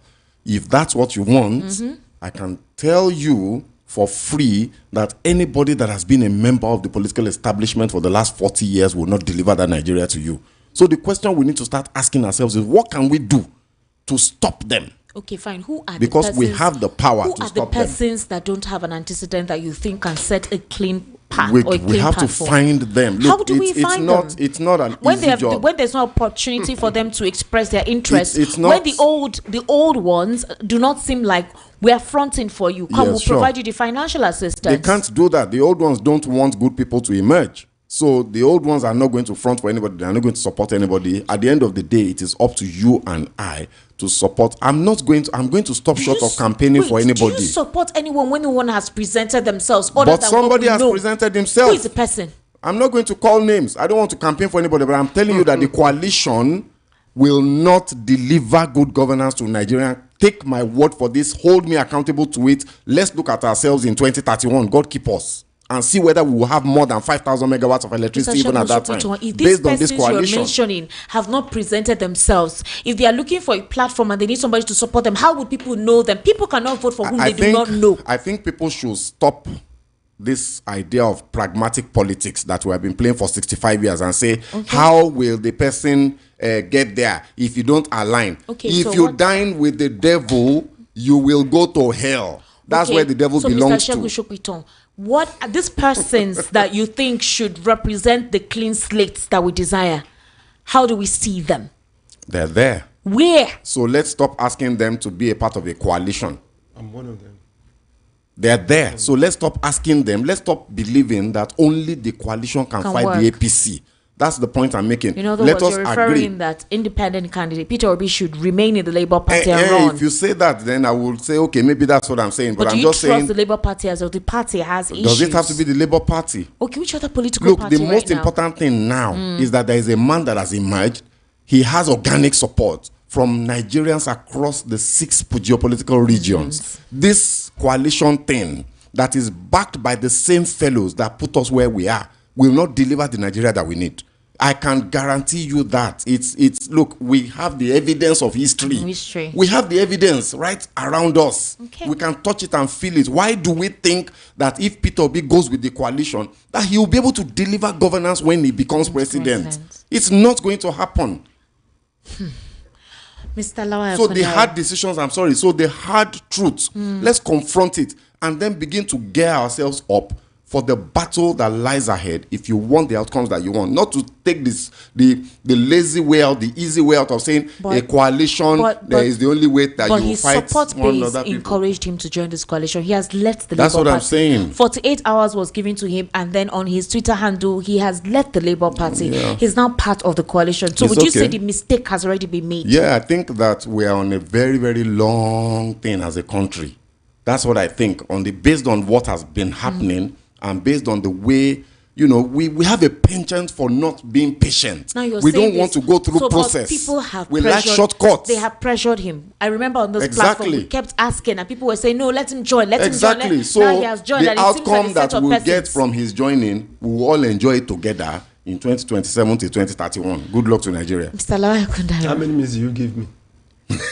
Let's start with that. I'll give you 2 minutes because it was 2 minutes he used to Imagine talk. 2 minutes. It's 2 minutes he used to talk now. I timed him. I speak very quickly. Yeah.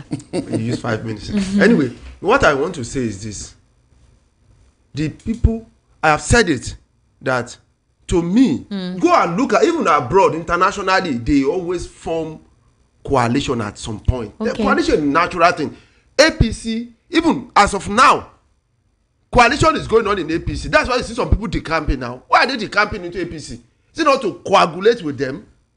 That's coalition now. It's a form of coalition. See, you can't do it alone. That's always it. But my own is. But he is saying that It's even if you not can't true. do it, Let's stop saying that. Okay, he's saying it's not true. It's He not can't true. do it. You can do it alone. You see, if you go to battle, just not ready to work. If you go to battle, you want to go to battle. The Bible says you must first of all assess the person you are going to fight. When you assess that person, you now come home and see whether the army you have is enough to handle that one, or you need to, mingle with some people. Mr. and get a Shegun, you know stronger that he army needs money to fight it. You know he needs money. Money money is is needed available. for the money is available. Yes. Alone. The money Apart is from available. money, see, money it's not even money alone. Money, connection, What about the influence. political manipulation? There's a political manipulation. What about, Nigeria is not US, it's not UK. I think I understand where he's coming from. That in this coalition right now, they will leave him hanging.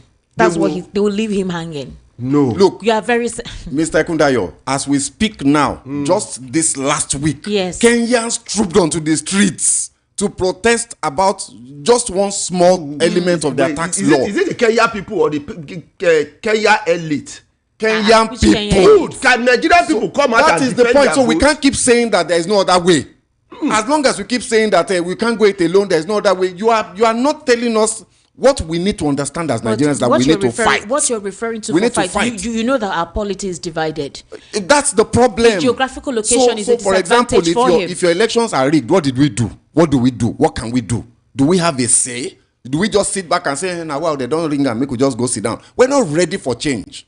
We're not ready. Now, as I'm continuing, now, what I'm trying to say is that what I'm trying to say is that it's not part of my 2 minutes. What I'm trying to say is that you have to look for the platform that can give you the opportunity to be able to deliver the vision you have.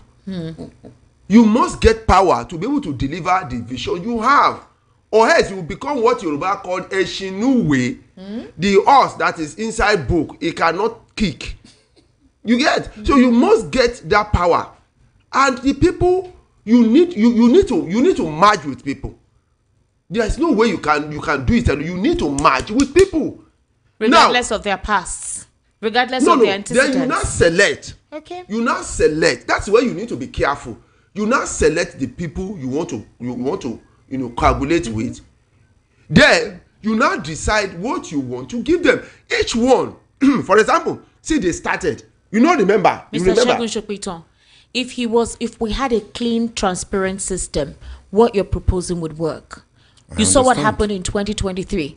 So to uproot the system, you need to be in the system to uproot it. That's what a lot of persons are saying. Let's try it. But the only issue that is the fear in this coalition is the fact that they may ruin his political career. They may ruin his political career. They may actually keep him hanging, because part of the agreement to be in this coalition, anything that emerges, you have to agree with it. You have to support it. Esther, do you think if they have a credible primary in that coalition, do you think the right people will not emerge? You should ask yourself now. Credible primaries, Mr. Yes, if Datti they say, okay, we are going to have credible primary, do you think the right people will know Ahmed? Do you think people don't know what they want? Okay. They know what they want. They will get it. Now, the thing is this. They say, do you want the same of the same? Or you want a new one? So that's it. That's the decision. All right. Okay. Thank you so much for actually being part of, what we're doing here. Thank you very, very much. God bless you. Ladies and gentlemen, we're done with today's episode and we've actually taken more time. 9 minutes gone past the hour of 9 o'clock. So I'll see you on the political spotlight on Sunday. I hope the set of persons here will join me on Sunday. Hopefully, I'm praying. We'll have more intellectual conversations. Continue to send your messages. Continue to raise your voice. We'll continue to elicit for good governance. And Mr. Kundari is saying that there's no electricity. Mafoluku, Oshodi, Ajao Estate. Please make una bring lights. I beg. All right, bye for now.